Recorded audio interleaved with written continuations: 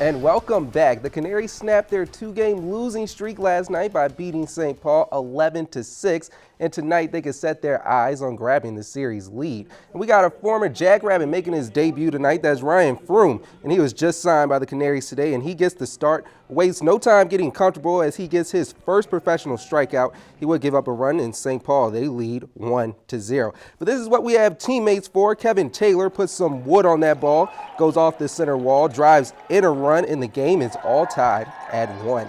But the Saints would come marching in, however, with Brady Shoemaker getting the hit. The ball goes off the glove of Alea Lago, and the Saints regain the lead 2-1 after 3. And Canaries, they will find their groove as Jordan Ebert is finding the gap in the center of the Saints, and that brings in Lago. Game is tied. Couple of batters later, Brett Vertigan finds some room in the right field, brings in Clint Coulter, and the Canaries lead 5-3. But that would be short-lived because right now they are down 11-3 in the top of the ninth. Come on, guys, you have to get the win, not only to grab the series lead, but for Froome to get his first win as a professional. And a pair of Dakota gals are competing in the Women's PGA Championship. And for the second day in a row, Mark brings you the story from his phone. For Amy Olson and Kim Kaufman in particular, the fact that the Women's PGA Championship is being held in their own backyard, so to speak, at Hazeltine in Chaska, Minnesota, it's pretty cool for them because they're going to have lots of people here supporting them. You know, for like me and Amy, I think we do not take it for granted where other girls do. You know, I don't think we'll get any closer than this, especially not for a major. So I'm excited, but I think really my friends and my family are super excited. I'm just happy to, you know, give them the opportunity to come watch me, not have to get on a plane or, you know, fly across the world. So we are really looking forward to the week. You know, we play all over the world, and being able to play in your backyard is really special. It's just not something that you really get to experience. It's the first time in 6 years I've been this close to Fargo, and so having friends and family out is going to be really special. Before I leave, see, I actually live in North Carolina. I live in Fargo now. My husband just got a job back at North Dakota State in January, so that's home still. Okay. And hopefully that support will lead to a great showing by both Amy and Kim this week at the Women's PGA Championship at Hazeltine National Golf Club. In Chaska, Minnesota, I'm Mark Ovenden, KDLT Sports. And now, here is Zach Borg with your Billion Automotive Plays of the Week. Lorenzo Brown threw 4 touchdowns and ran for 2 more to lead the Storm to a win in the regular season finale over Bismarck. Hub City made Minot Souvenir City. Parker Borg connects on a 2-run bomb, followed a few batters later with Joe Guidry launching another 2-run shot. The Hotshots scored 8 in the inning on their way to a 16-6 win.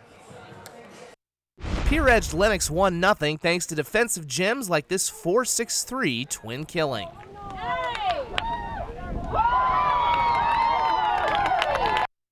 The Canaries had a pair of wild wins in 24 hours. Clinging to a 1-run lead over Lincoln with 2 outs in the 9th, it was up to Mike Hart to keep the tying run from scoring. He is out of the plate, and the Canaries win! One night later, the Birds entered the 9th trailing 5-1. Adrian Nieto tied the game with a grand slam. And a couple batters later, Clint Coulter stepped up.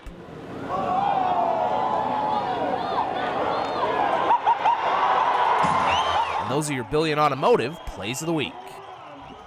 Yesterday was the last day for the Sioux Falls Storm to sign free agents for their playoff run. And in need of a quarterback, the Storm chose to pick up a familiar face. Chris Dixon is making his way back to Sioux Falls. The 5-time United Bowl champion is going to be the backup to Lorenzo Brown. Now, I know what you're thinking, but Coach Curtis Riggs said there is no quarterback competition. However, he did say if they put Dixon out there, he would have no problem. Chris would be able to pick up things just fine if we have him in there playing, but we fully expect Lorenzo to be the guy to lead us to another championship. And there is no quarterback competition. Storm did pick up Jermaine Robertson to play DB, and he is expected to start this week against the Sugar Skulls.